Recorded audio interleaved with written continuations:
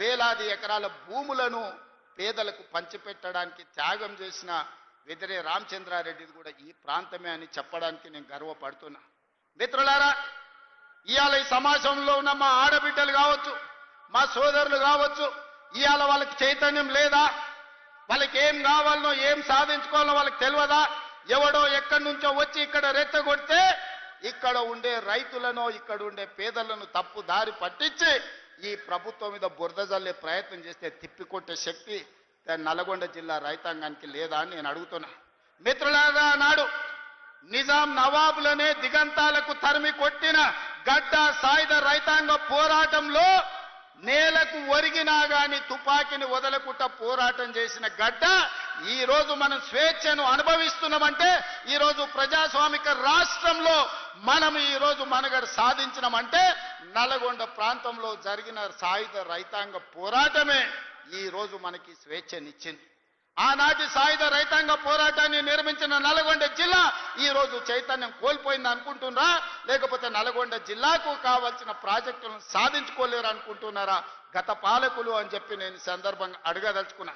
మిత్రులారా, 10 సంవత్సరాలు 20 లక్షల కోట్లు వాళ్ళ దగ్గరకు వచ్చినాయి. 20 లక్షల కోట్ల రూపాయలు వాళ్ళ జేబుల్లో ఉంటే 2000 కోట్లతోని ఎస్ఎల్బీసీని ఎందుకు పూర్తి చేయలేదో అడగండి.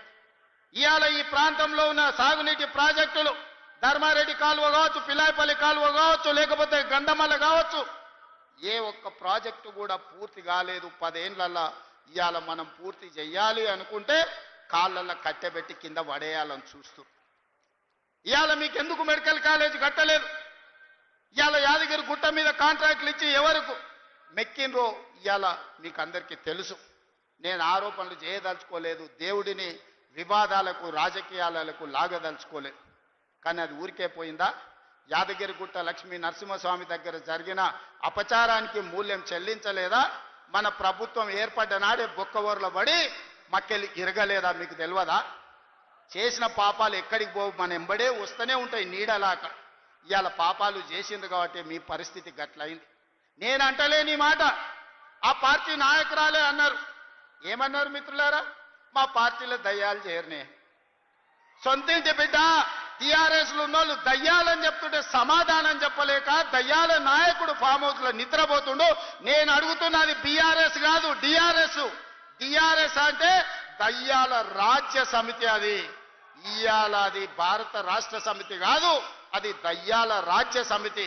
అందుకే ఇవాళ ఈ వేదిక మీద నుంచి తెలంగాణ ప్రజలకు నేను మాట ఇస్తున్నా, అవి దయ్యాలు కాదు, కొరివి దయ్యాలను వాళ్ళని పొలిమేర్లు దాటే వరకు తరిమి కొట్టే బాధ్యత 4 కోట్ల తెలంగాణ ప్రజల తరఫున మీ సోదరుడిగా నేను ఆ బాధ్యత తీసుకుంటా. ఖచ్చితంగా ఈ కొరివి దయ్యాలను పొలిమేర్లు దాటే వరకు తరిమి కొట్టాలి. దాంట్లో మీ సహకారం ఉండాలి. నల్గొండ బిడ్డలు ముందు బాగానే నిలబడాలి అని చెప్పి నేను మా మిత్రులకు విజ్ఞప్తి చేస్తున్నా. ఇవాళ మిత్రులారా, నేను ప్రభుత్వ ఉద్యోగుల గురించి చర్చించినాం. ప్రభుత్వ ఉద్యోగుల సమస్యల్ని పరిష్కరించాలనే ప్రయత్నం చేసినాం. వాళ్ళ డిఏల సంగతి, వాళ్ళ సమస్యల సంగతి మా బట్టి విక్రమార్క గారు, మా నాయకులు శ్రీధర్ బాబు గారు అందరు చర్చించి ఒక కొలిక్కు పట్టుకొచ్చినాం. ఇవాళ మాట్లాడుతున్నాడు వాళ్ళ సమస్యలు మీరు పరిష్కరించలేదు. వాళ్ళందరేమో హర్షం వ్యక్తం చేసింది. ఈ ప్రభుత్వ ఉద్యోగులను కుటుంబ సభ్యులుగా భావించి మా సమస్యలను పరిష్కారానికి ముందుకు వచ్చిండ్రు. మనస్ఫూర్తిగా ధన్యవాదాలు తెలియజేస్తున్నామని. సరే, ఆరోపణలు ప్రత్యారోపణలు పక్కన పెట్టండి. నేను ఇవాళ ఈ వేదిక మీద నుంచి 5 లక్షల తెలంగాణ ప్రభుత్వ ఉద్యోగులను అడుగుతున్నా. వాళ్ళ సతీమణులను నేను అడుగుతున్నా మీ సోదరుడిగా. అక్క, అవ్వ, అమ్మ, 10 ఏళ్లలో చంద్రశేఖరరావు ముఖ్యమంత్రిగా ఉన్నప్పుడు ఏనాడైనా 1వ తారీఖు నాడు మీ ఆయన జీతాలు ఖాతాలో పడ్డాయా? నెల జీతం 1వ తారీఖు నాడు వస్తే వచ్చే ఎన్నికల్లో నాకు ఓటు వేయకండి. నేను తెలంగాణ రాష్ట్ర ప్రభుత్వానికి ముఖ్యమంత్రిగా బాధ్యత చేపట్టినాక